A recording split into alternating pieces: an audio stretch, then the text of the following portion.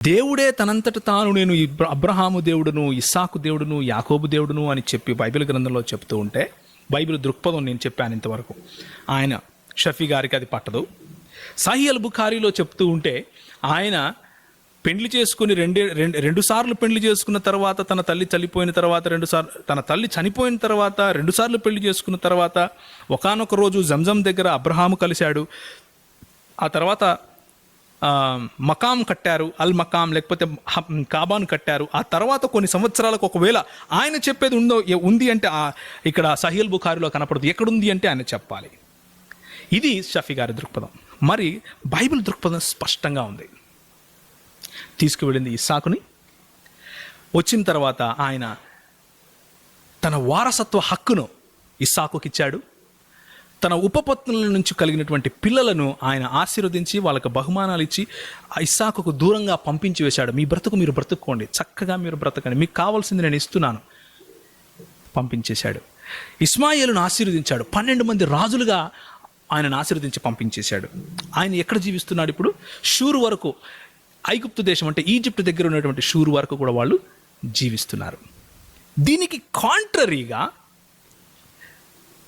ఈయనేమంటున్నారు? కాదండి, కాబా దగ్గర, జంజం దగ్గర అబ్రహాము ఇస్మాయిలు కలిసి కాబా కట్టించారు, అబ్రహాము ఇస్మాయిలు కలిసి జీవించారు అని అంటున్నారు. మరి ఇప్పుడు మనం చూడాల్సిన విషయం ఎందుకు ఆ మాట అంటున్నారు తెలుసా? మొహమ్మద్ గారంట ఇస్మాయిలుకు పుత్రుడంట. ఇస్మాయిలు పుత్రుడు గాని ప్రూవ్ చేయాలి కాబట్టి, మొహమ్మద్ గారు మక్కాలో నుంచి వచ్చారు కాబట్టి ఇస్మాయిల్ కూడా మక్కాలో జీవించాడు అని ప్రూవ్ చేయాలి.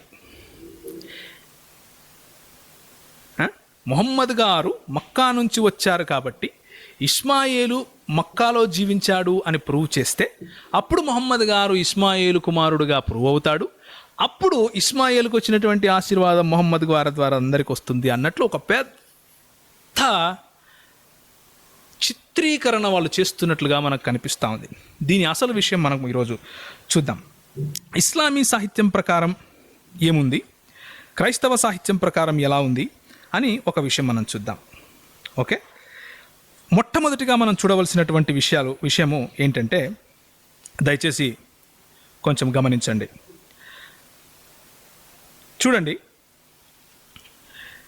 21వ అధ్యాయము, ఆదికాండము 21వ అధ్యాయము. పోయిన వారం కూడా మనం ఈ వచనాన్ని చూసుకున్నాం.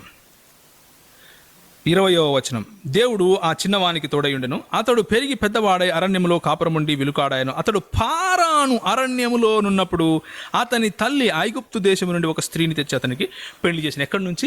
ఐగుప్తు దేశం నుంచి తీసుకొచ్చి పెళ్లి చేసింది. ఇస్లామీ సాహిత్యం ఏం చెప్తుంది? అరబ్బీ మాట్లాడే వాళ్ళని తీసుకొచ్చి పెళ్లి చేసింది. అది ఎక్కడి నుంచి చూస్తాము? Sahih al Bukhari volume number 4, book number 60, హదీస్ నంబర్ 3364. చూడండి ఏముందో. The child grew up and learned Arabic from them. ఎవరి దగ్గర నుంచి ఆయన అరబీ నేర్చుకున్నాడు? అక్కడున్న వాళ్ళ దగ్గర నుంచి. ఎవరు వాళ్ళు అంటే, చూడండి నేను చదువుతాను. దే సెడ్, హూ సెడ్, జుర్హుమ్ అనేవాళ్ళు, జుర్హుమ్ అనే ఒక తెగ వాళ్ళు చూశారు. అక్కడ ఉన్నటువంటి నీళ్లను చూసి, అక్కడ పక్షులు వాలుతుండడం చూసి, పక్షులు వాలాయి అంటే అక్కడ నీళ్లు ఉంటాయి అని తెలుసుకొని అక్కడికి వస్తే ఈమెను చూశారు. ఎవరిని? హాగరును ఆమె కుమారుణ్ణి చూసి వాళ్ళు ఆయనతో అంటే ఇస్మాయిలుతో ఆయన ప్రసన్నులయ్యారు. ప్రసన్నులైన తర్వాత ఆ జుర్హుమ్ తెగవారి దగ్గర నుంచి ఈయన అరబ్బీ నేర్చుకున్నాడు. ఎవరు? The child grew up and learned Arabic from them. ఎవరి దగ్గర నుంచి? జుర్హుమ్ వారి దగ్గర నుంచి. అంటే హాగరు అరబీ మాట్లాడే వ్యక్తి కాదు అని అర్థమైపోతుంది కదా, అంతేనా కాదా? హాగరు అరబీ మాట్లాడితే హాగరు దగ్గర నుంచి నేర్చుకుంటాడు. జుర్హుమ్ వారి దగ్గర నుంచి ఎందుకు నేర్చుకుంటాడు అంటే, అరబ్బులకు ఇస్మాయిలుకు సంబంధం లేదు. ఇస్మాయిలు లేనప్పుడు కూడా ఇస్మాయిలు అంటే ఇస్లామీ సాహిత్యం ప్రకారమే, మళ్ళీ నా ప్రకారం కాదు. ఇస్మాయిలు కాబాకు వెళ్ళి జంజం దగ్గర లేనప్పుడు కూడా అరబ్బీలు ఉన్నారు. వాళ్ళెవరు? జుర్హుమ్ తెగకు సంబంధించిన వాళ్ళు. ఆ అరబీ భాషను ఎవరు? ఇస్మాయిలు నేర్చుకున్నాడు. మరి ఇస్మాయిలు నేర్చుకున్నాడు. ఆ తర్వాత ఆయన ఎక్కడి నుంచి పెళ్లి చేసుకున్నాడు? They made him marry a woman from among them. అంటే ఆ అరబీ మాట్లాడే జుర్హుం అనే తెగ నుంచి ఒక యువతిని తీసుకుని వచ్చి వాళ్ళు ఆయనకిచ్చి పెండ్లి చేశారు అని అర్థం. అంతే కదా. సో అరబీ మాట్లాడే అరేబియా ప్రజలు, అరబ్బులు ఇస్మాయిల్ కంటే ముందే ఉన్నారయ్యా. అరబీ మాట్లాడేవాడు ఇస్మాయిల్కి సంబంధించిన వాడు కాదు. దయచేసి ఆ మిత్ ఒకవేళ క్రైస్తవులలో ఉంటే అది తీసేయండి. ఇస్మాయిల్కు అరబ్బులకు సంబంధం లేదు. అరబ్బులు ఇస్మాయిల్ కంటే ముందు నుంచి ఉన్నారు. అది నేను చెప్పట్లేదు, ఇస్లామీ సాహిత్యం చెప్తా ఉంది. ఓకే, కనుక ఇప్పుడు జబర్దస్తిగా షఫీ గారు ఏం ప్రూవ్ చేస్తారు అంటే, షఫీ గారు లేకపోతే ఇస్లామీ సాహిత్యంలో ఉన్నటువంటి ఇస్లామీ సాహిత్యకారులు ఏం ప్రూవ్ చేయాలని ప్రయత్నం చేస్తారంటే, పారాను ఏదైతే ఇస్మాయిల్ జీవిస్తున్నాడో అది మక్కానే అని ప్రూవ్ చేస్తారు. చూద్దాం, నేను చూపించే ఈ మ్యాప్స్ చూడండి ఒకసారి. ఆ మ్యాప్ చూసిన తర్వాత పారానుకు మక్కాకు ఏమైనా సంబంధం ఉందా అని చూడండి. పారానుకు మక్కాకు సంబంధం ఉంటే, ఒకవేళ ఇస్మాయిలు మక్కాలో జీవించాడు అని చెప్పటానికి, అబ్రహాము ఇస్మాయిలు కలిసి మక్కాలో కాబా కట్టించారు అని చెప్పడానికి కొంచెం రుజువు దొరికే అవకాశం ముస్లింలకు ఉండొచ్చు. కానీ ఈ మ్యాప్ చూడండి. ఇప్పుడు మన ఎదురుగా కనిపించేది ఇస్రాయేల్ ప్రాంతము. దానికి బార్డరింగ్ ప్లేస్గా సీనాయి ప్రావిన్స్ అయినటువంటి పారాను అనే అరణ్యం కూడా కనిపిస్తూ ఉంది. పారాను అనే అరణ్యము ఇస్రాయేలుకు బార్డరింగ్ ప్లేస్గా మనం అక్కడ చూస్తున్నాం. చాలా దగ్గర దూరంగా ఉన్నట్లుగా మనం చూస్తున్నాం. కానీ అదే గనక మనము ఇస్లామీ సాహిత్యం ప్రకారం పారానుగా చెప్పుకునే మక్కాను గనక చూస్తే, అది సౌదీ అరేబియా దేశంలో చాలా క్రింద మక్కా అనే ప్రాంతం ఉంది. దానికి మరియు హెబ్రోనుకు మధ్య ఉండే దూరాన్ని మనం ఒకసారి గమనించి చూద్దాం. ఇవన్నీ చూడటానికి దగ్గరగా కనిపిస్తున్నప్పటికీ వాటి దూరం ఎంతో ఒకసారి మనం గమనిస్తే తెలిసిపోతుంది. మరి మక్కా నుంచి మదీనాకు వెళ్ళటానికి మాత్రమే ఎన్ని కిలోమీటర్లు ఉంటాయి అని గనక మనం చూస్తే, కారులో వెళ్తేనే దాదాపు 4 గంటల 10 నిమిషాలు, అంటే దాదాపు 400 కిలోమీటర్లు మనకు అక్కడ కనిపిస్తూ ఉన్నాయి. 400 కిలోమీటర్లు కేవలం మక్కా నుంచి మదీనాకు వెళ్ళటానికే పడతాయి. మరి మదీనా నుంచి ఇంకా ముందుకు వెళ్ళటానికి అలా పైకి వెళుతూ ఇస్రాయేలు దేశము, ఈరోజు ఉన్నటువంటి ఇస్రాయేలు దేశంకు ఉన్నటువంటి బార్డర్కు వెళ్ళాలంటే కూడా దాదాపు వాళ్లకు మరి 1200 కిలోమీటర్లు అక్కడ మనకు కనిపిస్తూ ఉంది. ఒకవేళ అలా దూరంగా అడవి గుండా వాళ్ళు అరణ్యం గుండా వెళ్లకుండా నదికి పక్కనగా లేకపోతే ఆ నీళ్లకు పక్కనగా వెళ్ళారు అని అనుకుంటే సముద్రానికి, అది కూడా 1200 కిలోమీటర్లు మనకు అక్కడ కనిపిస్తూ ఉంది. ఇది కేవలం ఇస్రాయేలు దేశానికి వెళ్ళటానికి బార్డర్ మాత్రమే. మరి అక్కడి నుంచి నిజానికి వాళ్ళు హెబ్రోనుగా పిలువబడే ఆ ప్రాంతానికి, ఇస్రాయేలు దేశంలో ఉన్నటువంటి హెబ్రోనుకు వెళ్ళటానికి ఎంత సమయం పడుతుంది అని చూద్దాం. చూడండి, మనం చూస్తున్నాము 1200 కిలోమీటర్లు కేవలం బార్డర్కే ఉన్నాయి. మరి ఇప్పుడు దాన్ని జూమ్ చేసి చూద్దాము ఎంత దూరం మనకు మక్కాను పారానుగా పిలువబడే ఆ ప్రాంతం నుంచి ఎంత దూరం వెళితే అసలు ఇస్రాయేలులో ఉన్నటువంటి హెబ్రోనుకు వెళ్తాము అని కనుక మనం గమనిస్తే, దాన్ని జూమ్ చేస్తే ముందుకు వెళితే అక్కడ మనకేం కనిపిస్తుంది అంటే, ఇస్రాయేలు దేశానికి ఇంకొక కనీసము 300 కిలోమీటర్లు యాడ్ చేసుకోవచ్చు. కనీసము ఇంకొక 300 లేక 400 కిలోమీటర్లు యాడ్ చేసుకోవచ్చు. అది హెబ్రోను, మీరు చూసేది స్క్రీన్ పైన, అది హెబ్రోను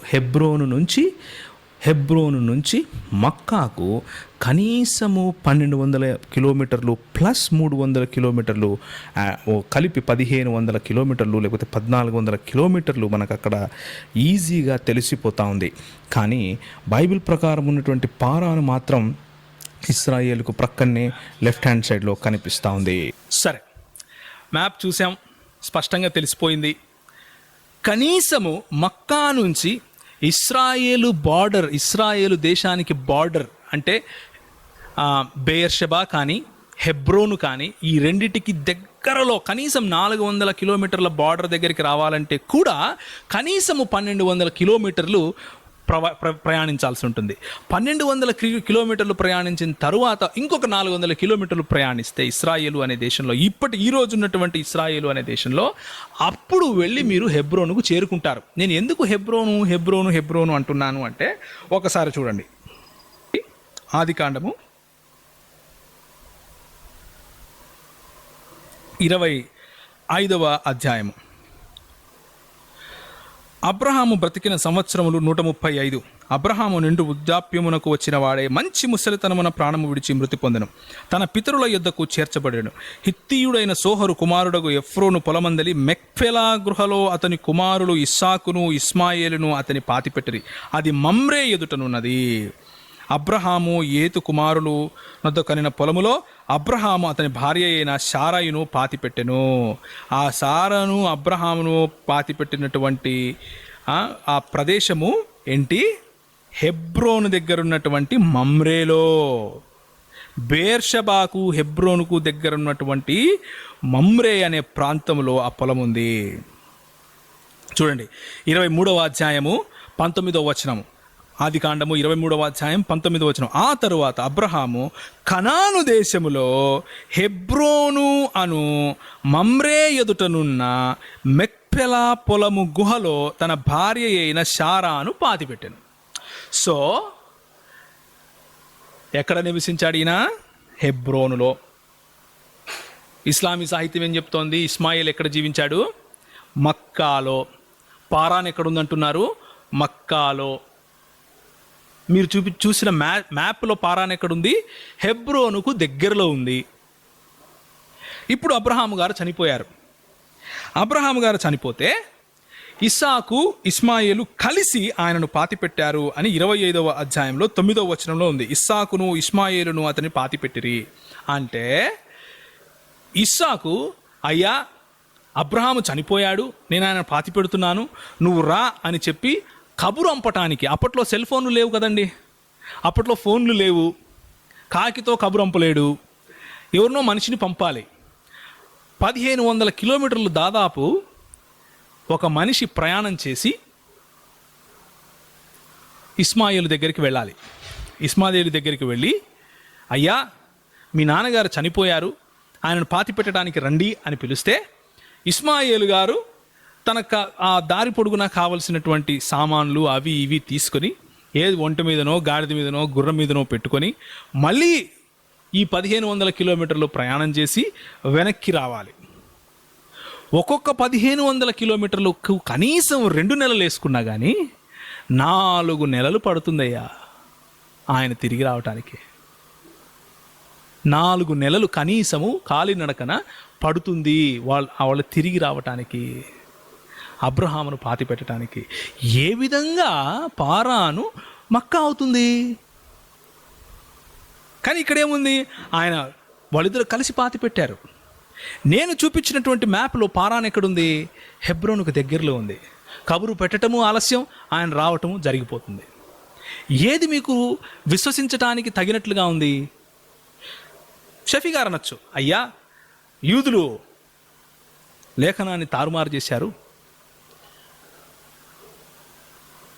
పారాను అనే అరణ్యాన్ని తారుమారు చేయలేరు కదా, ఈ రోజుకు అది అక్కడే ఉంది కదా. హెబ్రోను అనే ప్రదేశాన్ని తారుమారు చేయలేరు కదా, అది ఈ రోజుకు అక్కడే ఉంది కదా. మక్కాకు పారాను అని పేరు ఉంటే దాన్ని జుహ్రూమ్ అనే వాళ్ళు అక్కడ ఆక్యుపై చేసుకొని అరబీ భాష మాట్లాడే వాళ్ళు ఉంటే ఈ రోజుకు మక్కా అనే పేరు ఉండాలి కదా. ఈ రోజుకు మక్కా అనే పేరే ఉంది కదా. మరి పారాను అన్న పేరు ఎందుకు వచ్చింది? ఎక్కడి నుంచి వచ్చింది? లేదు. ఇది ఒక కట్టు కథ, ఒక కల్పించి చెప్పబడే కథ. అద్వితీయ సత్యదేవుని చేత పలకబడినటువంటి వాక్యం మీద అపనిందలు వేయటానికి చెప్పే బూటకం అని ఇట్టే నిరూపించబడింది. ఇంకొక మాట చూద్దాం. చూడండి, 1 రాజులు 11వ అధ్యాయము 17వ వచనం. 1 రాజులు 11వ అధ్యాయం, దయచేసి చూడండి. 1 రాజులు 11వ అధ్యాయము 17వ వచనం. ఇందులో ఏముందంటే చూడండి, హదదను అతనితో కూడా అతని తండ్రి సేవకులలో కొందరు ఎదోమీయులను ఐగుప్తు దేశములోనికి పారిపోయిరి. హదదు అప్పుడు చిన్నవాడయ్యుండెను. వారు మిద్యాను దేశములో నుండి బయలుదేరి పారాను దేశమునకు వచ్చి పారాను దేశము నుండి కొందరిని తోడుకొని ఐగుప్తు రాజుకు ఫరోనొద్దకు రాగా ఈ రాజు అతనికి ఇల్లును భూమియు ఇచ్చి ఆహారం. అంటే మిద్యాను నుండి ఆయన మక్కాకు కిందికి వెళ్ళిపోయి మీలోను తీసుకొని మళ్ళీ ఐగుప్తుకు పైకి వెళ్ళిపోతాడు. ఏం మాట్లాడుతున్నారు సార్ మీరు? హదద్ ఏం చేస్తున్నాడు? మిథ్యాన నుండి పక్కనే ఉన్న, నేను చూపించిన మ్యాప్ కనుక మీరు గమనిస్తే అక్కడి నుండి పక్కనే ఉన్న పారాను దేశానికి వెళ్తాడు. ఎందుకంటే అది on the way to Egypt, ఐగుప్తు దేశానికి దగ్గరలో ఉంది. అది ఐగుప్తు దేశానికి దగ్గరలో ఉంది. ఆ మాట ఆదికాండంలో ఇస్మాయేలు పిల్లలు ఎక్కడ నివసించారు అన్న విషయాన్ని వివరిస్తూ దేవుని వాక్యం స్పష్టంగా చెప్తా ఉంది. 25వ అధ్యాయంలో ఎక్కడుందని చూడండి. వారు అశ్షూరునకు వెళ్ళు మార్గమున హవీలా మొదలుకొని ఐగుప్తు ఎదుటనున్న షూరు వరకు నివసించువారు.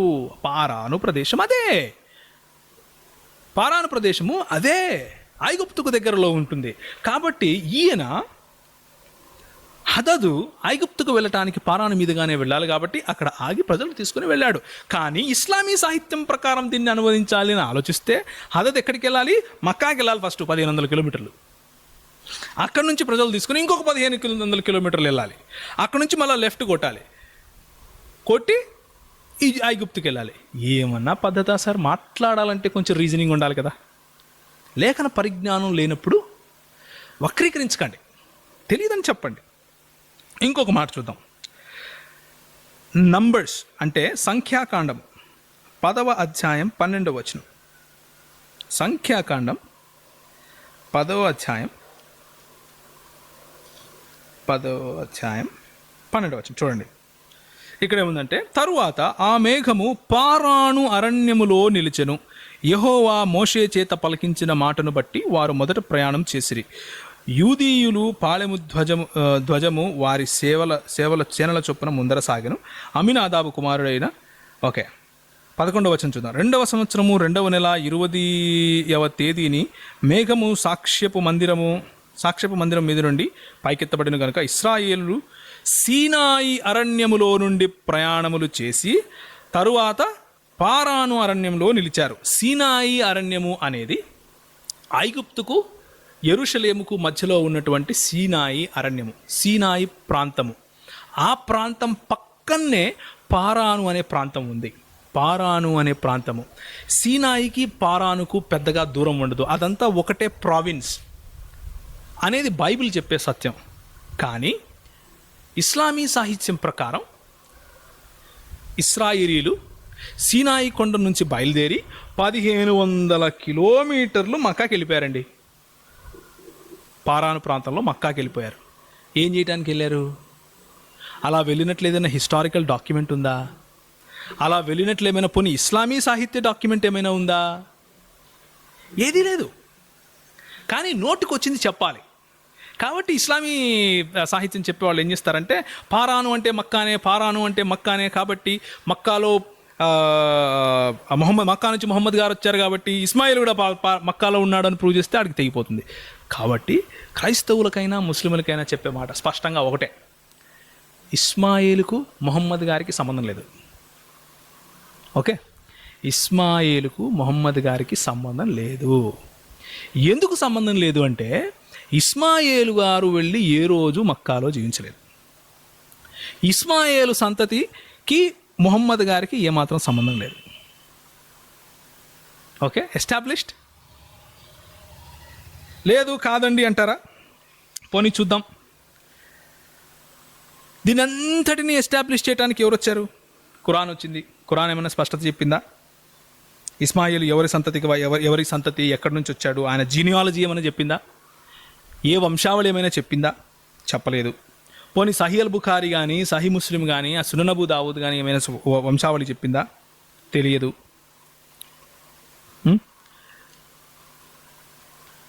పోనీ వీటన్నిటిని కలిపి ఇస్లామీ సాహిత్యకారులు కొన్ని వంశావళులు తయారు చేశారు. అదేంటంటే, మొదటి వంశావళి చూడండి. అద్నన్, మ్యాక్సిమం వాళ్ళు ఎక్కడికి వెళ్ళగలరంటే అద్నన్ అనే వ్యక్తి దగ్గరికి వెళ్ళగలరు. ఎక్కడి నుంచి? మొహమ్మద్ గారి దగ్గర నుంచి. మొహమ్మద్ గారు చూడండి, అద్నన్ మద్ నిజార్ నుంచి ఇలియాస్, ముద్రికా, ఖుజైమా, కినానా, అన్ నజర్, Malik, ఫిహ్ర్, లువయ్యా cab, Murrah Kilab, హుసై, Abdul మనఫ్, Hashim, Abdul Muttalib, Abdullah పుత్రుడు మొహబ్. ఇది ఒక వంశావళి. రెండవ వంశావళి చూడండి. Abdullah, Abdul Muttalib, Hashim, Abd Manaf, Qasay, Khalib, ancestor of the Holy Prophet's mother, Murra, Kab, Luwayya, Ghalib, Fir, Malik, Al-Nadir, Kinana, Khuzaima, Mudrika, Ilyas, Mudur, Nizar, Mad, Adnan, Adad, Zaid, Yakdud, Al-Mukawwam, Al-Yasa, Nabat, Kidar, Khaydar. ఇదిని పట్టుకుంటారు ఖైదార్. ఆ Qaidar నుంచి prophet Ismail, prophet Ibrahim, Tarih, Nahur, Sharukh, Haru, Fariq, Abir, Shalikh, Arfik, Hishad, Sham అంటే Shem అని, prophet నూ, Lamak, ఖనూహ్, Borra, ఎన్ని పేర్లు చెప్పుకుంటూ ఆదం దగ్గరికి వెళ్తారు. ఆదాము దగ్గరికి. మూడవది ఇంకొకటి ఉంది, అదేంటంటే ముహమ్మద్, అమీనా, వహబ్, అబ్ద్ మనఫ్, జురుహ్, కిలాబ్, వీళ్ళు దాదాపు ఒక 25 మందిని ఆయన వంశావళిలో చెప్పారు. ఏమని? Abraham, Hanifa, Ismail, Kedar, Adnan, Maad, Nizar, Mudar, Ilyas, Mudrika, Khuzaima, Kinana, al Nadar, Malik, Quraysh, Murra, Kilab, Qusai, Abd Hanaf, Hashim, Abdul Muttalib, Abdullah and Muhammad. So చూస్తే ఒక దాంట్లోనేమో 25 వంశాలను పేర్కొన్నారు, ఇంకొక దాంట్లో 33 వంశాలను పేర్కొన్నారు. అది ఏది నిజమో అనేది ఇప్పటికీ కూడా గలిబిలి ఎవరిలో ఉంది? క్రైస్తవుల్లో ఉందా?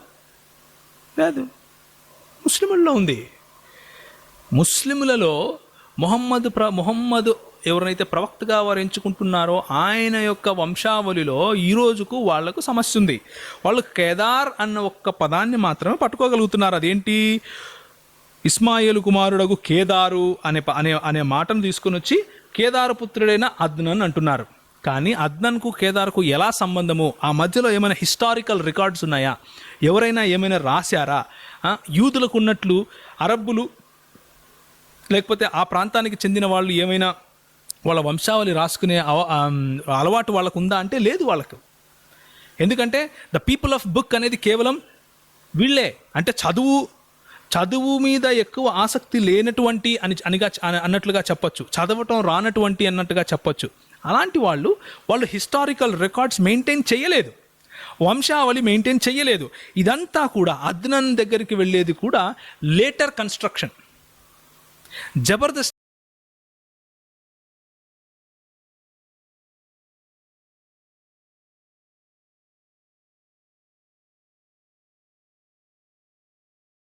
ఇస్మాయిలుతో ముహమ్మద్ గారిని జోడించాలి అనటానికి మన ముస్లిం సహోదరులు చేసే ఒక చిత్రీకరణ మాత్రమే.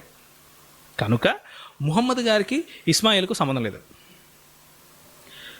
ముహమ్మద్ గారికి ఇస్మాయిల్కు సంబంధం లేనప్పుడు ఆయన దాసి కొడుకైతే మీకేంటి, ఇంకేంటైతే మీకేంటి?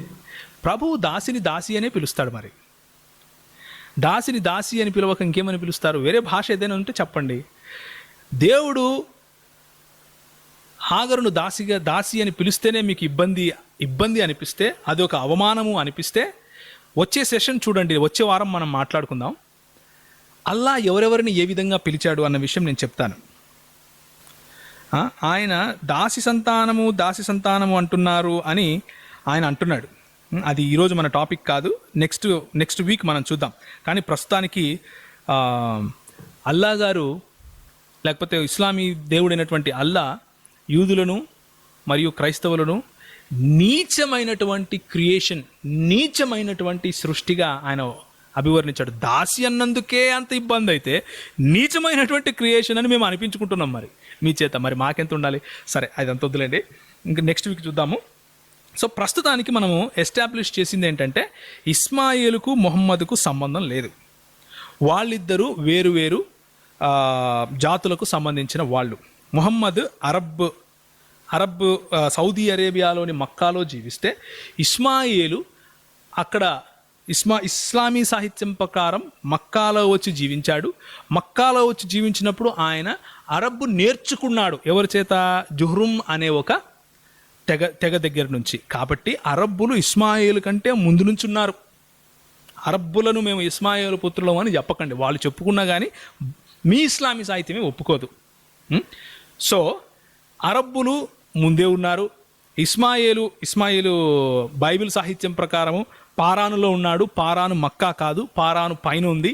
పారాను హెబ్రోనుకు దగ్గరలో ఉంది. కనుకనే ఇస్మాయిలు ఇస్సాకు కలిసి అబ్రహామును పాతి పెట్టగలిగారు. ఇది దేవుని వాక్యం చెప్పే స్పష్టమైన సత్యం.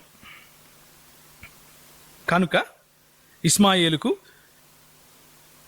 మరియు ముహమ్మద్ గారికి సంబంధం లేదు.